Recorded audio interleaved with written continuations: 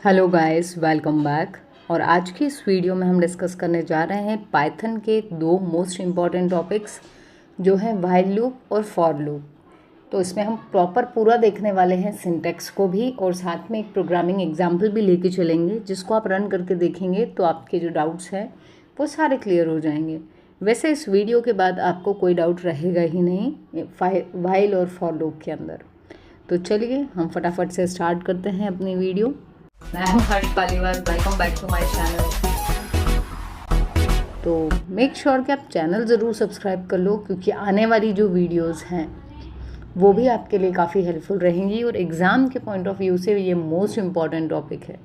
ठीक है, university exams हों या कॉम्पिटिटिव एग्ज़ाम्स, उसके लिए बहुत ज़्यादा इम्पॉर्टेंट है कि आपको ये चीज़ें क्लियर होनी चाहिए। तो फॉर लूप की बात जब भी हम कर रहे हैं तो इसको जनरली यूज़ तब करते हैं जब आपको ये पता होता है कि कितनी बार एग्जीक्यूट करवाना है। ठीक है, कहाँ से कहाँ तक एग्जीक्यूट करवाना है या कितनी बार। तो जब आपको इटरेट करना हो ओवर द सीक्वेंस, आप सीक्वेंस वाले जो डेटा टाइप्स थे वो थे हमारे लिस्ट, टपल, स्ट्रिंग। ठीक है, और रेंज एक फंक्शन होता है, हम इसको भी यूज़ कर सकते हैं। तो जब हम इनके साथ में यूज़ कर रहे हैं तो जनरली हम फॉर लूप का यूज़ करते हैं। ये जो आपके डेटा टाइप्स थे इसमें एक से ज़्यादा एलिमेंट्स होते हैं। ठीक है, बहुत सारे एलिमेंट्स अलग अलग टाइप के भी हो सकते हैं, आपका स्ट्रिंग भी आ सकता है उसमें। किसी भी डेटा टाइप के वेरिएबल्स को आपकी टपल्स जो हैं वो स्टोर करती हैं। ऐसे लिस्ट में भी आपके पास में बहुत सारे एलिमेंट्स हो सकते हैं। स्ट्रिंग आपकी जो होती है उसमें बहुत सारे अल्फ़ाबेट्स कुछ भी हो सकते हैं। तो जब हम स्टार्टिंग से लेकर के अप टू द एंड तक ट्रेवर्स करना चाह रहे हैं तब हम यूज़ करेंगे फॉर लूप का। ठीक है, और यदि हमको इसमें किसी में ट्रेवर्स नहीं करना, बल्कि हमको क्या करना है, पर्टिकुलर रेंज पता है 1 से लेके 100 तक, 10 से लेके 20 तक, जहाँ से भी जहाँ तक का प्रॉपर सीक्वेंस आपको मालूम है, या पर्टिकुलर कितनी गैप के बाद नेक्स्ट वैल्यू लाना है, ये अगर आपको कुछ पता है तो हम डायरेक्ट यूज़ कर सकते हैं इस रेंज फंक्शन को। तो चलिए हम फटाफट से देखते हैं इसका सिंटैक्स और एग्जाम्पल। तो यहाँ पर आपको एक टपल दी हुई है और टपल में हमारे पास में जो एलिमेंट्स हैं वो कौन से हैं। एक हो गया आपका स्ट्रिंग, दूसरा है इंटीजर टाइप का, तीसरा है ये फ्लोट वैल्यू क्योंकि डेसिमल वाली आ गई। ठीक है, होल नंबर होता है तो उसको इंटीजर बोलते हैं। ये ट्रू हो गया आपका बूलियन। तो यहाँ हमको इसके थ्रू ये भी क्लियर हो गया कि टपल्स में हेट्रोजीनियस डेटा टाइप का कलेक्शन रख सकते हैं, जबकि हमारे पास में एक कंसेप्ट होता था पहले अरे नाम का। तो उस अरे में क्या होता था कि सारे एलिमेंट्स कैसे होते थे, एक ही डेटा टाइप के। अगर इंटीजर अरे है तो सारी वैल्यूज़ इंटीजर आएगी, अगर स्ट्रिंग टाइप का है तो सारी, मान लो एप्पल मैंगो बनाना, इस तरीके की वैल्यूज़ आएंगी। तो ये फिक्स होता था। लेकिन टपल हमको ये सुविधा देता है कि हम अलग अलग डेटा टाइप की वैल्यूज़ को एक सिंगल यूनिट में सेव करवा पा रहे हैं। तो इस टपल को भी क्या बोलेंगे, सीक्वेंस डेटा टाइप। सीक्वेंस क्यों, क्योंकि सिंगल वैल्यू से ज़्यादा वैल्यूज़ यहाँ पर होल्ड की हुई हैं। ठीक, तो चलिए हम देखते हैं कि अगर सीक्वेंस डेटा टाइप है तो फॉर लूप कैसे काम करेगा। उसके पहले हम स्ट्रिंग को भी अगर देखें तो स्ट्रिंग में भी क्या होती है, अरे जैसी इंडेक्सिंग होती है। पहला लेटर जो है उसको 0th इंडेक्स पे रखते हैं, 0 1 2 3 आपको यहाँ दिख रहा है। अगर स्पेस होती तो स्पेस को भी काउंट किया जाता। ठीक है, तो हम स्ट्रिंग्स में भी इस तरीके से इटरेट कर सकते हैं, स्टार्टिंग के लेटर से लेके लास्ट लेटर तक। तो देखिए ज़रा पाइथन हमको क्या सुविधा दे रहा है, क्या क्या कर सकते हैं हम। और यहाँ पर हम रेंज को भी देख लें यदि, तो ये देखिए रेंज का मैंने आपको यहाँ पर फॉर्मूला बताया हुआ है। ये फॉर्मूला ये बता रहा है कि यहाँ पर हमने क्या किया, स्टार्ट, उसके बाद नेक्स्ट वैल्यू जो रहेगी वो एंड को शो करेगी, और स्टेप का मतलब होता है कि कितनी वैल्यू से इंक्रीमेंट करवाना है हर बार। जैसे अगर मैं स्टार्ट में लिख दूँ 0, 10 ले लिया। ठीक है, ये जो स्टेप है ये ऑप्शनल है, अगर दोगे तो उस वैल्यू से इंक्रीमेंट करेगा, अगर नहीं दोगे तो बाय डिफ़ॉल्ट जो डिफ़ॉल्ट वैल्यू होगी दैट विल बी 1। एक वैल्यू से वो हर बार इंक्रीमेंट करेगा। तो अभी के केस में मैंने सिर्फ 0, 10 लिखा है।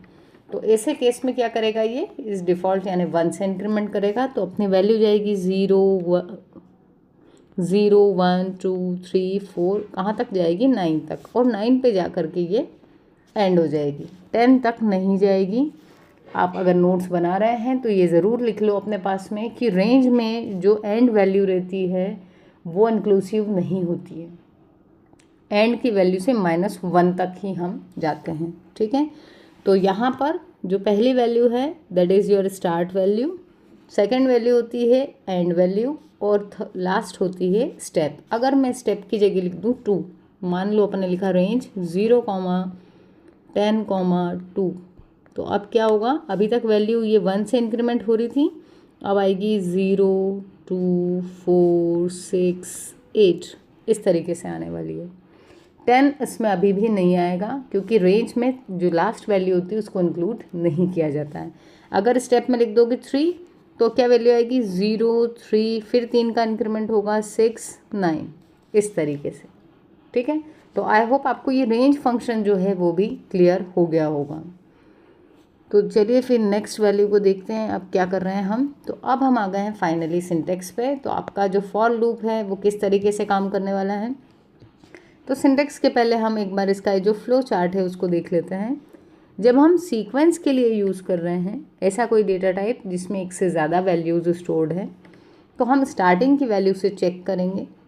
ठीक है, वो चेक करेगा कि क्या ये लास्ट वैल्यू है, अगर नहीं वो लास्ट नहीं निकली तो फॉल्स हो जाएगा। अगर ये फॉल्स हो गया तो हम लूप में जा कर के जो भी स्टेटमेंट होंगे वो एग्जीक्यूट करेंगे। फिर से लूप आपका इटरेट होके यहाँ आया, फिर उसने देखा क्या हम लास्ट एलिमेंट पे आ गए, अगर नहीं आए तो फिर अगले लूप में हम फिर से चलेंगे। ये कब तक चलते रहेंगे, जब तक हम लास्ट एलिमेंट तक रीच नहीं कर लेते। जैसे ही लास्ट एलिमेंट मतलब मान लो 10 आ गया, ठीक, तो जैसे ही लास्ट एलिमेंट आया तो हम क्या हुआ, इससे बाहर हो गए, ट्रू हुई कंडीशन, हम इस लूप से बाहर, ये वाले स्टेटमेंट अब एग्जीक्यूट नहीं होंगे। ठीक है, तो अब इसको प्रोग्रामिंग की वे में देख लेते हैं। तो यहाँ आपके लिए मोस्ट इम्पॉर्टेंट है कि भाई ये जो सिंटेक्स दिया हुआ है, ये सिंटेक्स कैसा है, फॉर आपका कीवर्ड है, वेरिएबल में आप किसी भी वेरिएबल का नाम लिख सकते हो, जैसे यहाँ एग्जांपल में देखेंगे तो हमने आई लिखा हुआ है। इन भी कीवर्ड है, इन ये बताता है कि किस में कौन से सीक्वेंस में जाना है हमको। ठीक है, और फिर इटरेबल यानी आपकी जो भी वेरिएबल है जिसमें बहुत सारे एलिमेंट्स हैं उसका नाम आप यहाँ लिखोगे। उसके बाद जो आपको नई चीज़ देखने मिल रही है वो ये है कि फॉर के बाद में हमने इतनी स्पेस देने के बाद लिखा हुआ है स्टेटमेंट्स। ये क्यों किया है ऐसा, क्योंकि अभी तक के जितने भी लैंग्वेजेस में आपने लूप्स पढ़े थे वो लूप्स के ब्लॉक्स बनते थे इन कर्ली ब्रैकेट्स से, बट पाइथन ये बोलता है कि भाई हम इन कर्ली ब्रैकेट्स को नहीं जानते हैं। कर्ली ब्रैकेट का जो यूज़ था एक ब्लॉक डिसाइड करने का, वो काम हमारे यहाँ कौन करने वाला है, इंडेंटेशन। इंडेंट का मतलब क्या होता है, स्टार्टिंग में स्पेस दे दो और फिर जो लिखोगे माना जाएगा कि वो उस लूप के अंदर है। ठीक है, तो यहाँ पर देखें, अगर हम एग्जाम्पल अच्छे से समझें तो आपके पास में क्या आ गया, यहाँ लिखा है हमने s इक्वल्स टू हाई, एक इटरेबल लिया है ना। अब इसमें कितनी है एलिमेंट्स, 3 है, HI। फॉर लूप में गए, फॉर में हम i को चला रहे हैं, I in S, और प्रिंट किसको करवाएंगे, i को। तो आपका जो इटरेबल था उसमें वैल्यू थी HII, और यहाँ पे हमने ले लिया है i। तो i नाम के वेरिएबल में सबसे पहली वैल्यू क्या आने वाली है, h। तो ये क्या प्रिंट करेगा, सबसे पहले h प्रिंट करेगा। फिर लूप आपका दोबारा से चलेगा, तो ये जो h है उससे हट के i कहाँ आ जाएगा, i के ऊपर। तीसरी बार में फिर से लूप चला तो दूसरा वाला i मतलब हाई आपका पूरा प्रिंट हो गया यहाँ पर। तो आपको जिन चीज़ का ध्यान रखना है दैट इज़ ये इंडेंट करके लिखा है, इंडेंटेशन करके नहीं लिखोगे अगर तो इस स्टेटमेंट को फॉर लूप में नहीं माना जाएगा। ठीक है, तो ये एक ही स्टेटमेंट था, इसको हमने स्पेस दे के लिखा, अगर एक से ज़्यादा भी होते तो उसको भी हम स्पेस देकर ही लिखते हैं। ठीक है, आगे चलेंगे, जब व्हाइल लूप का एग्जांपल देखेंगे तो उसमें हमने व्हाइल के अंदर एक से ज़्यादा स्टेटमेंट लिए हैं ताकि आपका ये डाउट भी हम क्लियर कर दें। तो एक तो था ये वाला जिसमें आपने इटरेबल को यूज़ किया है, दूसरा अब हम ले लेते हैं जिसमें हमने किसको यूज़ किया है, रेंज फंक्शन को। तो यहाँ रेंज फंक्शन लिख देंगे, तो आपकी जो भी वैल्यू रहेगी वो वेरिएबल कहाँ से कहाँ तक चलेगा, स्टार्ट से लेके एंड के -1 वैल्यू तक। बाय डिफ़ॉल्ट वो 1 से आगे बढ़ेगा, पर अगर आपने यहाँ स्टेप की जगह कुछ नंबर दिया तो वो उस नंबर से आगे चलेगा। सिंटैक्स को ध्यान से अगर देखोगे तो यहाँ पर आपको कॉलन दिख रहा है, ये ज़रूरी है, ये सिंटैक्स का पार्ट है, यहाँ भी कॉलन है, ठीक है। तो चलिए एक एग्जांपल रेंज वाला भी देख लेते हैं। इसीलिए हमने आपके लिए 2 एग्जांपल्स लिए हैं, एक इटरेबल का, दूसरा रेंज का, ताकि आपको वापस से इस टॉपिक को सर्च करने की, पढ़ने की नीड ही ना हो, ठीक है। और चैनल जल्दी से चेक कर लो एक बार कि आपने सब्सक्राइब किया भी है या फिर नहीं। अगर नहीं किया है तो जल्दी से सब्सक्राइब कर लीजिए। तो यहाँ हमने फॉर लूप चलाया है 0, 10, 2, जो अभी अपन ने प्रीवियस स्लाइड में देखा, ठीक है। और फिर यहाँ आके फिर इंडेंटेशन दी है और इस आई को प्रिंट करवा लिया। तो आई में पहली वैल्यू आएगी 0, दूसरी वैल्यू 2 से बढ़ के यानी 2, तीसरी वैल्यू 4, फिर 6, 8, 10 हम एक्सक्लूड करके चलते हैं, तो 10 यहाँ पर प्रिंट नहीं होगा। तो आप भी ज़रूर से, ये 2 ही लाइन का कोड है सिर्फ, इसको एग्जीक्यूट करके देखिए, है ना। और फिर बताइए कमेंट्स में कि क्या आउटपुट आ रहा है आपका, क्या सेम लाइन में आ रहा है या 1 बाय 1 एक के नीचे एक आ रहा है, ये भी बताइए, ठीक है। तो चलिए फिर अब देखते हैं अपने नेक्स्ट स्लाइड। नेक्स्ट में हम आ चुके हैं व्हाइल लूप में। जब आपको एग्जैक्टली नंबर पता हो कि कितनी बार एग्जीक्यूट करना है तब तो हम यूज़ करेंगे फॉर लूप। बट जब हमको ये नहीं पता हो कि भाई कितनी बार चलेगा अपना लूप, किसी पर्टिकुलर कंडीशन के ट्रू होने तक ही चलाना है यदि, और हमें नहीं पता कि वो कितनी बार ट्रू होगी, है ना, तो हम यूज़ करेंगे व्हाइल लूप। जैसे अगर एग्जांपल देखें कि आपने बोला कि एक प्रोग्राम बनाना है जिसमें यूज़र जब तक नंबर देता जाएगा हम उन नंबरों को जोड़ जोड़ के और फाइनल उसको रिजल्ट बताएंगे। जैसे ही उसने नंबर देना बंद कर दिया हम उसको रिजल्ट डिस्प्ले कर देंगे। तो अब यहाँ पर यूज़र की चॉइस पर डिपेंडेंट है कि वो इनपुट कब तक देगा, ठीक है। तो हमारी कंडीशन क्या बन गई यहाँ पर, जब तक यूज़र नॉन ज़ीरो इनपुट दे रहा है। जैसे ही ज़ीरो दिया तो फिर हम क्या कर देंगे, उसको रिज़ल्ट प्रिंट करवा देंगे।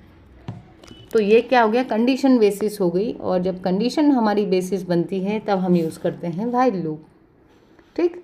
तो ब्लॉक ऑफ स्टेटमेंट्स को रिपीटेडली एग्जीक्यूट करने के लिए ही मेन यूज़ होता है लूप का। पर व्हाइल लूप कब तक चलता है, जब तक पर्टिकुलर कंडीशन सेटिस्फाइड होती है, ठीक है। और जैसे ही कंडीशन फॉल्स हुई तो हम लूप से बाहर आ जाते हैं, ठीक। तो देख लेते हैं इसका भी एग्जाम्पल। तो यहाँ आपके सामने इसका भी क्या दिया हुआ है, एक फ्लो चार्ट। तो फ्लो चार्ट में सबसे पहले हम आ गए, तो टेस्ट कंडीशन शुरू में ही मिलेगी। इसी को एंट्री कंट्रोल लूप भी बोलते हैं, क्योंकि एंट्री पर ही वो चेक करता है, अगर कंडीशन ट्रू हुई तभी उसको एंट्री मिलती है और स्टेटमेंट्स एग्जीक्यूट होंगे, ठीक। कब तक होंगे, जैसे स्टेटमेंट एग्जीक्यूट हुए फिर से वो जाके एक बार चेक करेगा, कंडीशन अगर ट्रू हुई तो फिर इधर आएगा, और अगर फॉल्स हो गई तो फिर हम इस लूप से बाहर चले जाएंगे। तो अगर हम इसका सिंटेक्स देखें तो यहाँ भी आपको ये देखो इंडेंटेशन दिख रही है सेकेंड लाइन में, क्योंकि व्हाइल के जस्ट नीचे नहीं लिखा, हमने स्पेस दे के लिखा है। इस स्पेस को ही क्या कहा जाता है, इंडेंटेशन। तो यहाँ जो कीवर्ड हम यूज़ करेंगे दैट इज़ व्हाइल। अब यहाँ हमने एक प्रोग्राम बनाया है, ये प्रोग्राम में हम 2 की टेबल प्रिंट कर रहे हैं। तो आपको पता है कि 2 की टेबल में पहले 2 का 1 से मल्टीप्लाई होगा, फिर 2 से, फिर 3 से, कब तक चलता है ये, अप टू द 10। तो हमने क्या करा, 2 फिक्स है सभी में, तो 2 ले लिया इस वेरिएबल में, और एक काउंट नाम का वेरिएबल लिया है जिसमें शुरुआत में वैल्यू दे दी है 1। और फिर हमने क्या किया, इस काउंट को हम लूप में आगे जाके हर बार 1 से इंक्रीमेंट कर देंगे, ताकि 1, 2, 3 इस तरीके पे से चलते चलते कहाँ तक आ जाए, 10 तक। तो देखें अगर प्रोग्राम, तो टेबल में वैल्यू दी 2, काउंट में दिया है 1, और फिर हमने लिखा है व्हाइल, और कंडीशन में क्या दे दिया अपन ने, ये कब तक चलेगा, जब तक काउंट की वैल्यू 11 से छोटी हो। तो काउंट की वैल्यू 1 से शुरू हुई है, तो 1 भी 11 से छोटा है, 2 भी 11 से छोटा है, कंडीशन ट्रू होती जाएगी। कब तक ट्रू होगी, जब तक काउंट की वैल्यू 10 रहेगी, क्योंकि 10 भी 11 से छोटा है। जैसे ही हमारी वैल्यू 11 हो जाएगी तब क्या होगा, ये कंडीशन फॉल्स हो जाएगी और हम लूप से बाहर आ जाएंगे। तो देखें अभी काउंट की वैल्यू है 1, तो ये कंडीशन हो गई ट्रू और हम इस लूप के अंदर आए। अब देखो इस लूप में आपको 2 स्टेटमेंट एक के नीचे एक दिख रहे हैं और दोनों इससे स्पेस लिए हुए हैं, मतलब इंडेंटेशन के साथ में हैं। दैट शोज़ कि ये दोनों स्टेटमेंट इस व्हाइल लूप के अंदर ही हैं। अगर कंडीशन ट्रू होगी तो ये दोनों एग्जीक्यूट होंगे। ठीक है, तो आपकी पहली कंडीशन काउंट की वैल्यू 1 थी। हम इसको एक बार फिर से देख लेते हैं अच्छे से करके कि काउंट की वैल्यू शुरुआत में कितनी थी 1 11 से छोटा होता है। तो क्या करने वाले हैं, हम इसको मल्टीप्लिकेशन करेंगे। टेबल में है 2 इंटू 1, तो क्या प्रिंट हो जाएगा आपका 2 प्रिंट हो गया। फिर क्या हुआ, काउंट को हमने 1 से इंक्रीमेंट कर दिया, तो काउंट पहले 1 था, अब कितना हो जाएगा 2 हो जाएगा। यहाँ एक चीज़ आपको और इम्पॉर्टेंट बतानी है कि ये जो आपका पाइथन है उसमें जो हमारे पास इंक्रीमेंट ऑपरेटर्स होते थे वो इसमें नहीं हैं और इसीलिए हमने यहाँ असाइनमेंट ऑपरेटर यूज़ किया है प्लस इक्वल्स टू। ये क्या करेगा, काउंट की प्रीवियस वैल्यू में 1 ऐड करके फिर से काउंट में सेव कर देगा। तो काउंट की प्रीवियस वैल्यू थी 1, उसमें 1 ऐड किया 2 हो गए और 2 को फिर से काउंट में डाल दिया। तो काउंट की अब नेक्स्ट वैल्यू हो चुकी है 2। यहाँ से आपका लूप फिर चला।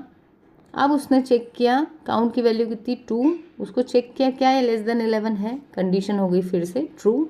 तो हम फिर आए। अब टेबल मतलब 2 तो फिक्स ही है, 2 में 2 का मल्टीप्लाई हुआ 4 आया। फिर काउंट की वैल्यू बढ़ गई 3 हो गई। फिर से लूप चला, 3 भी 11 से छोटा है, तो फिर मल्टीप्लाई हुआ 3 2 = 6। ऐसा चलते चलते कहाँ तक आ चुके हैं हम आ गए हैं काउंट की वैल्यू 9 मान लेते हैं। ठीक, काउंट की वैल्यू 9 हो गई, तो 9 2 = 18 तक हमने प्रिंट करवा लिया। फिर क्या हुआ, काउंट की वैल्यू हो गई 10। 10 के लिए फिर से लूप चला, 10 को उसने चेक किया 11 से छोटा है, बिल्कुल छोटा है। तो फिर से क्या हुआ, 10 का मल्टीप्लाई हुआ 2 में, तो वैल्यू आ गई 20। और अब काउंट की वैल्यू फिर जब इंक्रीमेंट हुई तो 10 से इंक्रीमेंट होके हो चुकी है 11। तो ये जो 11 आया, अब फिर से लूप चला, उसने चेक किया क्या 11 लेस देन 11 होता है, तो कंडीशन हो गई फॉल्स कि 11 11 से छोटा नहीं उसके बराबर होता है। तो कंडीशन हुई फॉल्स, तो हम आ गए अब इस लूप से बाहर। तो ये था आपका व्हाइल लूप। आई होप कोशिश हमने यही की है कि काफ़ी इजी गोइंग वे में आपको समझाएं, तो आपको समझ में आया होगा। कमेंट करके हमें ज़रूर बताइए कि आपको क्या इसमें समझ में आया या कोई डाउट्स रह गए। ठीक है, और वीडियो को ज़रूर लाइक करो यार, और चैनल को सब्सक्राइब करो, दोस्तों के साथ शेयर करो। Thank you so much for watching the video. मिलते हैं अपनी नेक्स्ट वीडियो।